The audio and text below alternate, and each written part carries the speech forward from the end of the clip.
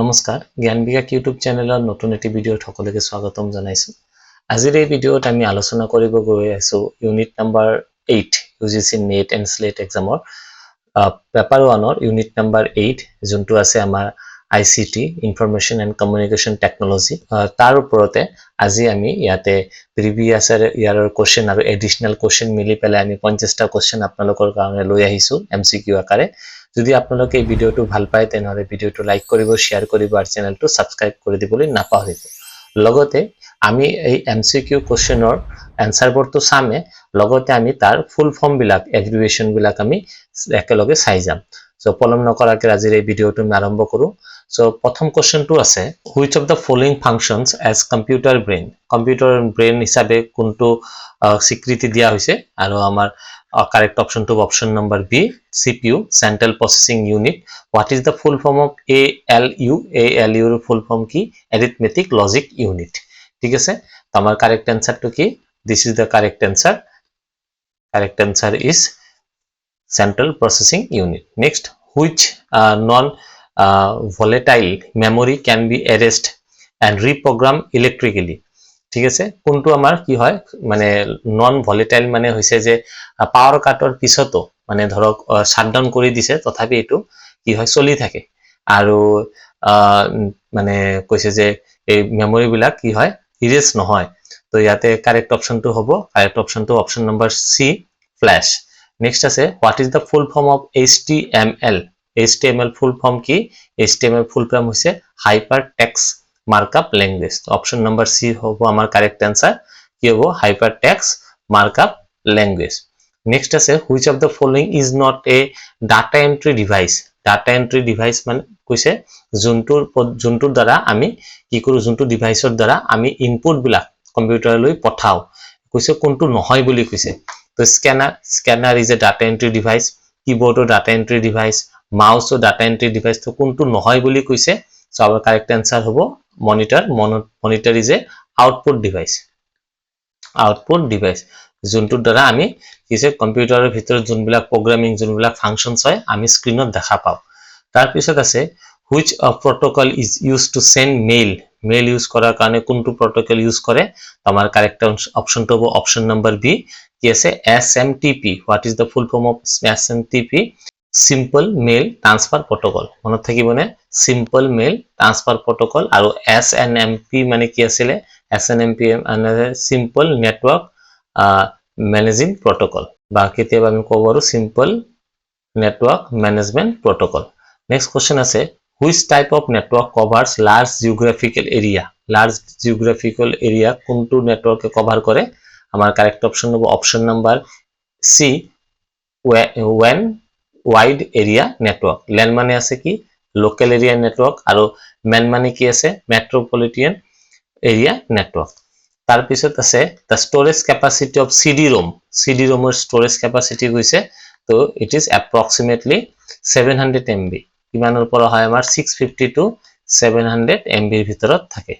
ঠিক আছে 650 to 700 MB ৰ ভিতৰত থাকে। তো ইয়াতে আমাৰ 700 MB টো কি হ'ব আমাৰ কাৰেক্ট আনসাৰ হ'ব। তাৰ পিছত আছে which of this is a binary number? binary number কি তো আমি সকলোৱে গম পাও কি অপশন নাম্বার বি 1010। এটা আমি ক্লাস 10 তে পঢ়িছিলো। which of the following is an email service? email service কোনটো আমাৰ email service? Amazon আমাৰ email service নহয়, Flipkart আমাৰ email service নহয়, WhatsApp আমাৰ email service নহয়। আমাৰ email service কি হ'ব option number A Yahoo। Next আছে which one is not a programming language? programming language নহয় বুলি কৈছে। আমাৰ কাৰেক্ট অপশন হ'ব অপশন নাম্বাৰ সি Excel। তাৰ পিছত আছে the smallest unit of data in a computer? smallest unit of data that is bit। ঠিক আছে অপশন নাম্বার বি টু হ'ব আমাৰ কারেক্ট। নেক্সট আছে which of the following is an open source operating system? open source operating system will be option number B Linux। তাৰ পিছত আছে who is credited with having fathered of the computer মানে ডিসকভাৰ কোনে কৰিছিল? এটা আপোনালোকৰ homework চাবচোন এটো কি এটো আমি সকলে আমাৰ ক্লাস 10 তে পাইছো। তাৰ পিছত আছে which of the following is not an example of cloud storage? cloud storage example নহয় বুলি কৈছে। তো আমাৰ কি হ'ব অপশন নাম্বাৰ D2 হ'ব আমাৰ correct answer option number D SSD। SSD এর ফুল ফর্ম হল সলিড স্টোরেজ ডিভাইস ঠিক আছে SSD it is an hard drive ঠিক আছে এটু কি হয় হার্ড ড্রাইভ আর বাকি Dropbox Google Drive OneDrive এগুলা কি হয় ক্লাউড স্টোরেজ আমার एग्जांपल है cloud storage internet is based on কি इंटरनेट কিহৰ ওপৰত বেস কৰি থাকে option number B packet switching মানে কি লাৰ্জ নাম্বাৰ অফ ডাটা আমি কি কৰো অলপ অলপ স্মল পাৰ্ট কৰি কৰি আমি ইন্টাৰনেটৰ থ্ৰু দি পঠাও দ্যাট ইজ হ'ব কারেক্ট অপশন হ'ব packet switching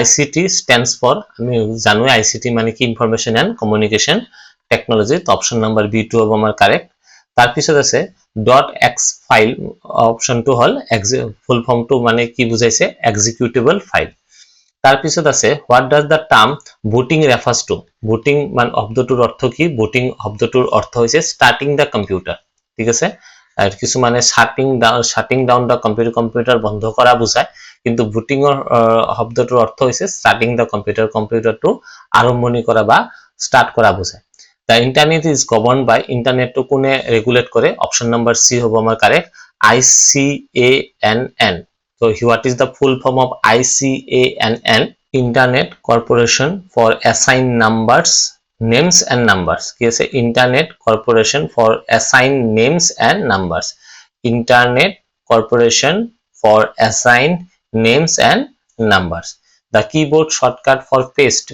korar karone ami use kori control plus V কাটৰ কাৰণে কি ইউজ কৰো control plus X কপিৰ কাৰণে কি ইউজ কৰো control plus C আৰু প্ৰিন্টৰ কাৰণে কি ইউজ কৰো control plus P ঠিক আছে ইয়াতে আমি গোটে কেটা কৈ দিছো এটো কপি বুজায় এটো কাট বুজায় এটো প্ৰিন্ট বুজায় আৰু এটো পেস্ট বুজায় ঠিক আছে পেস্ট তাৰ পিছত আছে এ virus that spread through attachment file is known as attachment file লগত যোনটো ভাইরাস যায় হেতু কি বুলি কোৱা হয় ওম বুলি কোৱা হয় which of this a web browser কোনটো web browser হবো option number C chrome ঠিক আছে এটো আমাৰ কি web browser তাৰ পিছত আছে which device connects computer in a network কোনটো ডিভাইসে কম্পিউটাৰক নেটৱৰ্কৰ লগত কানেক্ট কৰে option number B router তাৰ পিছত আছে CPU perform which operations CPU কোনটো কাম কৰে arithmetic logical both and none of the above option number C arithmetic and logical both the work performed by CPU next আছে in computing what does GUI stands for GUI মানে কি বুঝায় তো GUI মানে বুঝায় graphical user interface মনত থাকিব graphical user interface which one of this is not a malware কোনটো মানে ভাইরাস কোনটো নহয় বুলি কৈছে option number B firewall next আছে which is a non impact printer hall inkjet printer ঠিক আছে লেজাৰ প্ৰিন্টাৰ বিলাক ইম্প্যাক্ট প্ৰিন্টাৰ বুলি কোৱা হয় আৰু নন ইম্প্যাক্ট প্ৰিন্টাৰ কি আছে inkjet printer next আছে the full form of USB এর ফুল ফর্ম কি ইউনিভার্সাল সিরিয়াল বাস ঠিক আছে ইউনিভার্সাল সিরিয়াল বাস নেক্সট আছে which of the following transmits data using light ঠিক আছে transmit data using light মানে লাইটৰ জৰিয়তে পোহৰৰ জৰিয়তে কি কৰে ডাটা ট্ৰান্সফাৰ কৰি দিয়ে আৰ অপশন নাম্বাৰ B2 হ'ব আমাৰ correct optical fibre 1 terabyte is equal to 1024 GB ঠিক আছে 1024 GB what does HTTP stands for HTTP মানে কি বুঝাইছে হাইপার টেক্সট ট্রান্সফার প্রোটোকল ঠিক আছে hyper text transfer protocol next আছে a modem is used to convert কি করে convert digital to analog signal ডিজিটালৰ পৰা analog signal লৈ কনভাৰ্ট কৰে which of the following is a secondary memory কাক কোৱা হয় secondary memory option number D2 হ'ব আমাৰ correct next আছে ইয়াতে আমি জানো নহয় RAM মানে কি read only memory random access memory আর এটো হল read only memory next আছে cache memory is located code থাকে এটো correct option হবো option number B between RAM and CPU তার পিছত আছে which of this is a learning management platform কোনটো option number B2 আমার correct Moodle তার পিছত আছে what is an operating system's purpose operating system এর মুখ্য উদ্দেশ্য কি তারপর managing memory manage hardware manage files and correct option to option number D all of the above গোটেই কাম করে MOOCs শব্দৰ অৰ্থটো কি stands for massive online course, modern online open course, তাৰ মেজৰ অফিচিয়েল অনলাইন কোৰ্স আৰু modern open online curriculum. তো আমাৰ কাৰেক্ট অপশনটো হ'ব মেসিভ অপেন অনলাইন কোর্স। ঠিক আছে, massive open online course. Next আছে the speed of CPU, central processing unit, is measured by কি যদি মেজার করা হয় gigahertz, which is an open source web browser. open source web browser কোনটো? open source web browser হ'ব Edge, কারণ sorry not Edge, ইয়াতে ভুল হল। open source web browser হ'ব আমাৰ Firefox। ঠিক আছে, Safari তো আমি MacBookক দেখা পাও, Chrome আমাৰ গুগলৰ প্ৰডাক্ট, is আমাৰ মাইক্ৰসফ্টৰ প্ৰডাক্ট। open source হ'ব আমাৰ Firefox. What does DNS stands for? DNS stands for Domain Name System. Domain Name System. তার পিছত আছে which of the following is a cloud service provider? Cloud service provider কোন? আমার correct অপশনটো হ'ব the Google Cloud, AWS, Azure। আমার correct অপশনটো option number D, all of the above। ইয়াতে হৈছে Amazon Web Service। তার পিছত আছে the function of firewall is, firewall কি করে? আমার ব্লক unauthorized access of কি করে? ব্লক করে। the abbreviation of PDF stands for, PDF এর abbreviation এর ফুল ফর্ম কি কইছে ইয়াতে? PDF এর হইছে portable document format। ঠিক আছে, correct option option number B, portable document format। online classes during the pandemic are an example of কি? কিহৰ এক্সাম্পল আছিল? e-learning। তার পিছত আছে Param Shivay is a dash, is a কি? Param Shivay is a supercomputer. ঠিক আছে, মনত রাখিব সুপার কম্পিউটার। এটো কোড বনা হৈছিলে? ইন্ডিয়াত বনাইছিলে IIT-ত পৰা। ঠিক আছে, IIT ভুবনেশ্বৰৰ পৰা। তার পিছত আছে which is used for long range wireless communication। long range communication এর কারণে কোনটো ইউজ করা হয়? আর অপশন নাম্বার D টো আমার কারেক্ট, মাইক্রোওয়েভ। তার পিছত আছে which generation computer used microprocessor। মাইক্রোপ্রসেসরের কারণে কোনটো জেনারেশনের কম্পিউটার ইউজ করা হয়? অপশন নাম্বার D টো হবে correct, 4th generation। what is phishing? phishing means sending spam mail, hacking password, virus installation। কিন্তু আমার কারেক্ট অপশন হবে fraudulent attempt to acquire sensitive data। which Indian platform offer SWAYAM courses? SWAYAM courses কারণে কোনটো মানে প্ল্যাটফর্মে offer করে? আর আমার correct option হবো অপশন নাম্বার ডি হবো আমার correct option. What is the full form of ICT in education? অলপ আগতে পাইছি ইনফরমেশন এন্ড কমিউনিকেশন টেকনোলজি। তো এই SWAYAMৰ আমাৰ ফুল ফর্মটো কি আছিলে? Study web of active learning of youth aspirant mind।